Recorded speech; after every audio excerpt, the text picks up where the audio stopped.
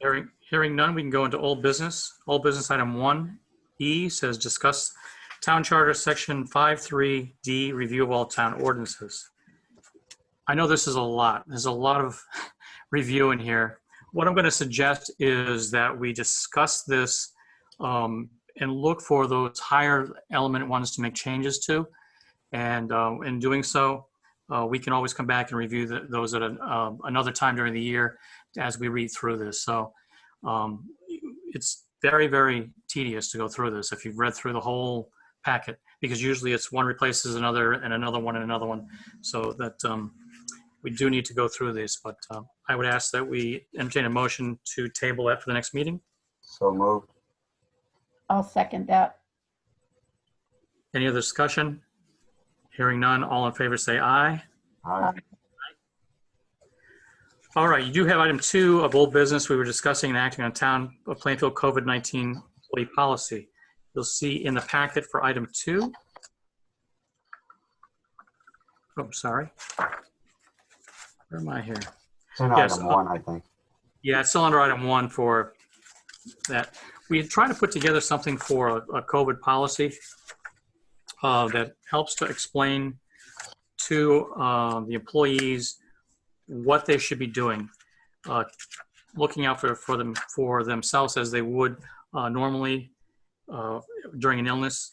So I think if you see in front of you, you have a section towards the second page, which if a town employee does vacation in a highly infected COVID area that's out of state, travel advisory, on the state of Connecticut travel advisory list, the employee can get his COVID-19 test 72 hours prior to arriving in Connecticut. If the test is negative, the employee can return to work.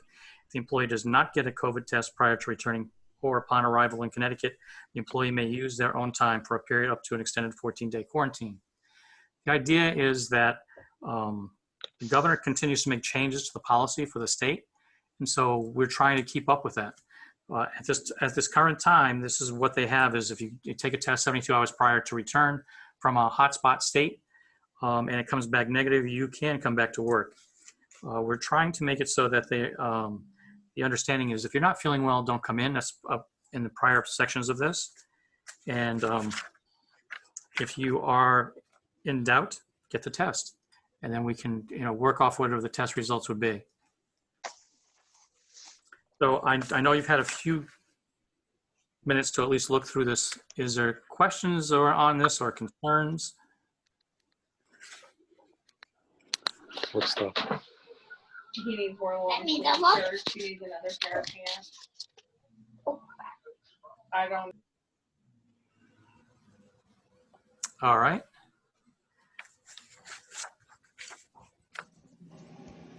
I think we may be having to change this as we go through our executive orders, or those executive orders are eventually reversed. But I think for right now, this gives some guidance for the employees. I did read through it. It seems to be as generic as possible, but still cover everything.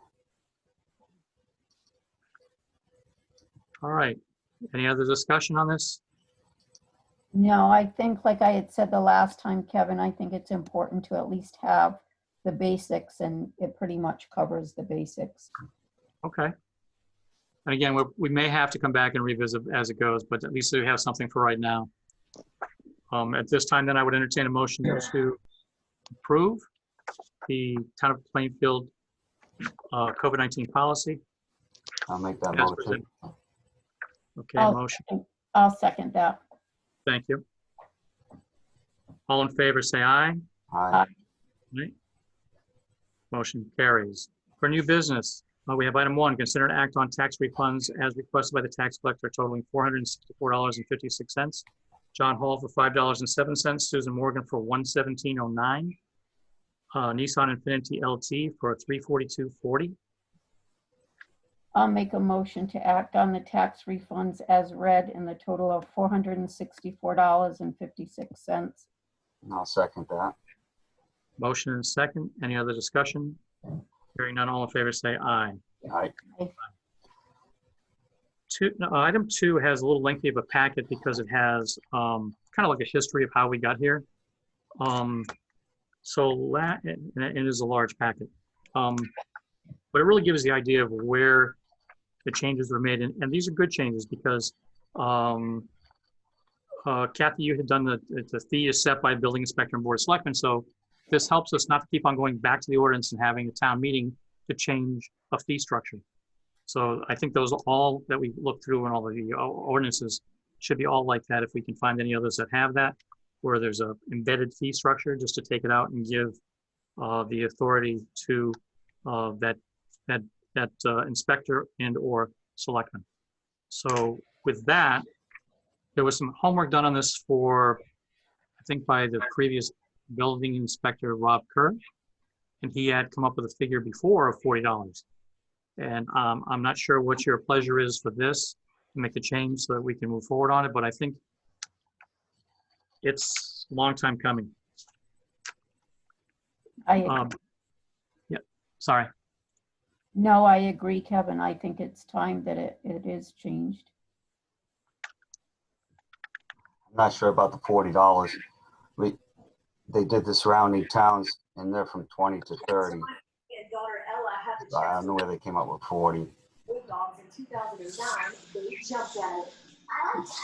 All right, so if someone has a TV on in the background, if you could please mute.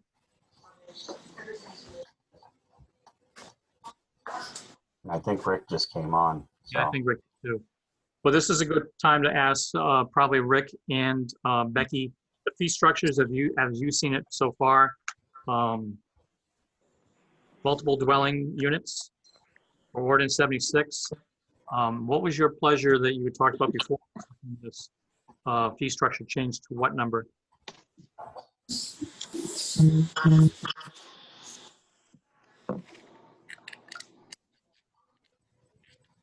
I'm not sure if I can hear Rick. I'm actually looking for it right now. Okay. In the meantime, Becky, you had done some research on this as well. Yeah. I looked at, Paul Yellen's on as well, and he's the one who actually does the apartment inspections, but we're actually looking at $35. Paul agrees with that one? Yeah, Yes. I think to go to 40 from 15, granted, we've had 15 since the ordinance was written in 1983. Most of the landlords are obviously, used to the $15 fee. And the inspections I have coming up this week, I've told them the rate is going up. And I've told them between $30 and $40. Typically, the landlords will react fairly strongly against that kind of an increase. Granted, ultimately, it's a business expense for them. Right. But still, I think to jump from 15 to 40 may be a bit much. Maybe you could do it in phases. Start at 30 this year, then go to 35 next year, then go to 40 the year after that. I don't know. It's certainly up to you, but I think 40 would be a little too high to jump to from 15. That's a considerable percentage increase. Understood.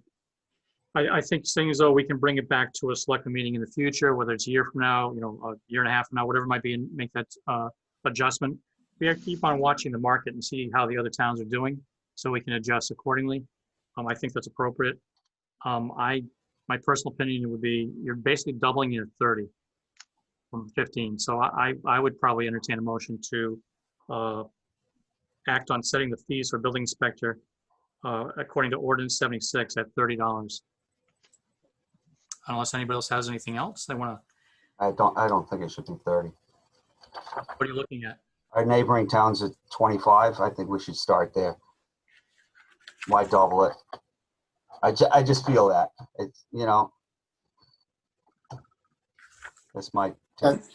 I hear what you're saying, but to go out for $25, you're not even breaking even. Okay. You gotta look at it that way. You gotta look at the person doing the inspection at the same time. I know you're trying to keep the cost even with other towns, but at the same time, you gotta realize driving out of the town hall to do an inspection for $25, is it almost doesn't make sense in a way because, you know, you're going out of the town hall on a negative amount, you know, so to stay at 25, it seemed like it really wouldn't be as much sense to be than trying to at least come closer to the goal that we should be at 30, you know, starting off at 30 would make more sense to me. So your ultimate goal is 40. Yeah. Okay. So you're telling me the $5 would make a difference right now? It would. It really Okay. would. Okay. I just don't want, I don't want to Yeah. discourage landlords from bothering with you, okay? And saying, Well, well, it's too much. I'm just not going to do it. Well, Art, the Yeah. problem that we have now is we only have probably 6 landlords in the entire town that regularly call us for inspections. That comply. Most of the landlords don't even know about the ordinance.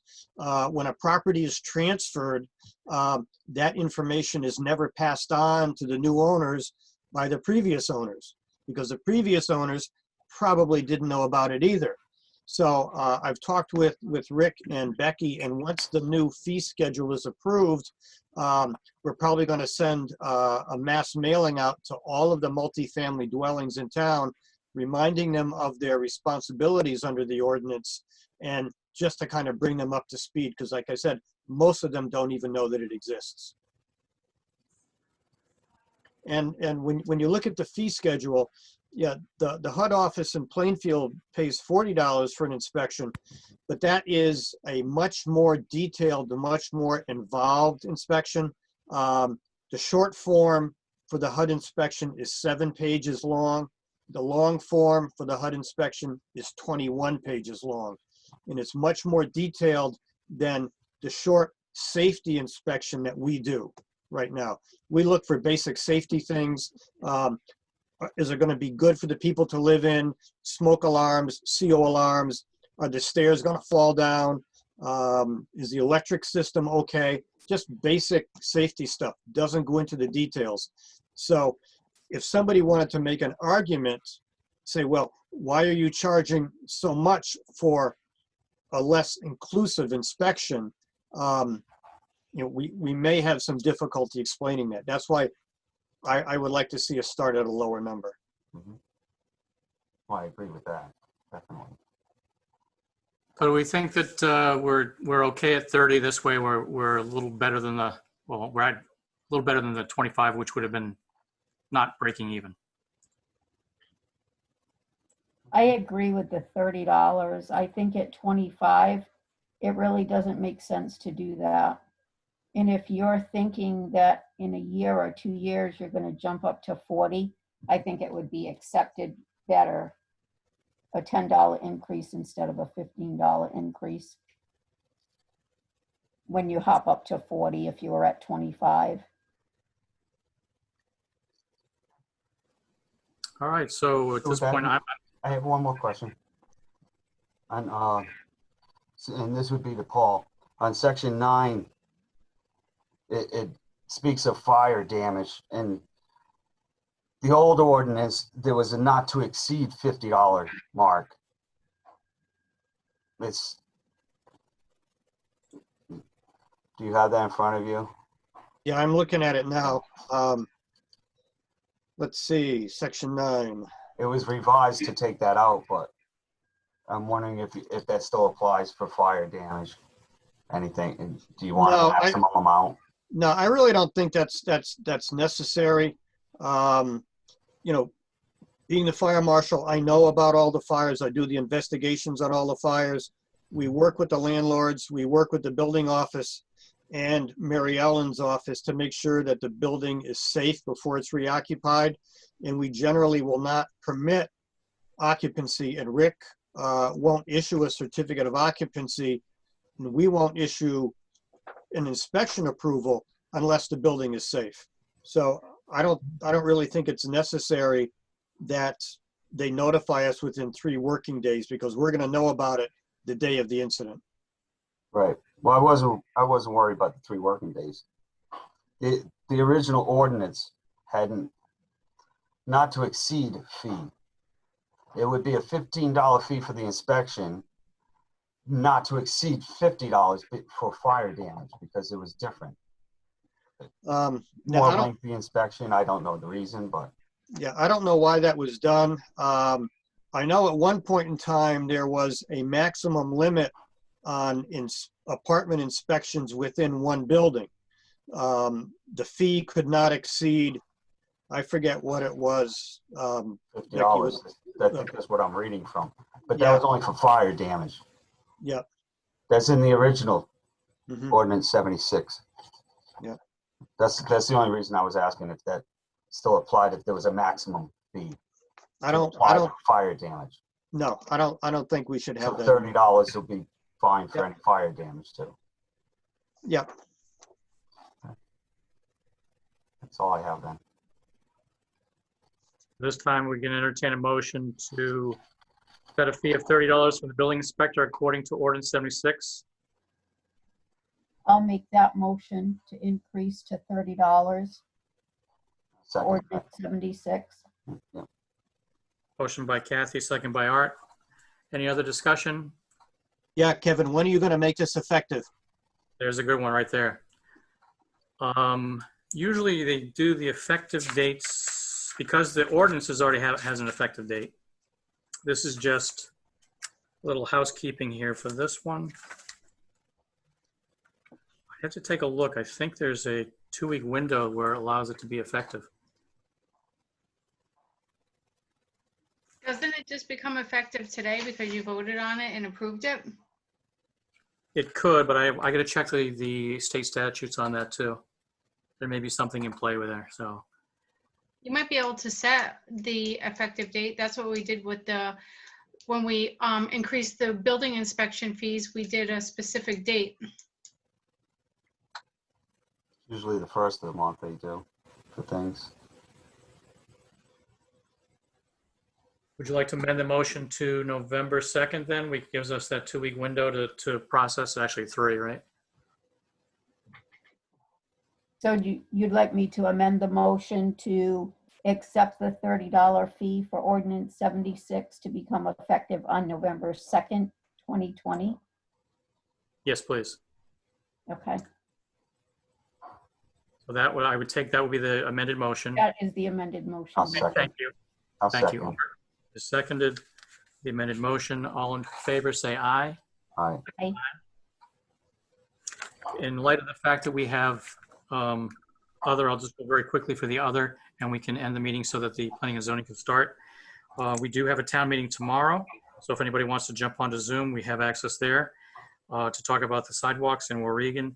The next one is that there's a senior expo this Thursday here at the town, this Friday here at the town hall. And there is a scarecrow stroll also on Saturday, the 17th, 4 o'clock start time.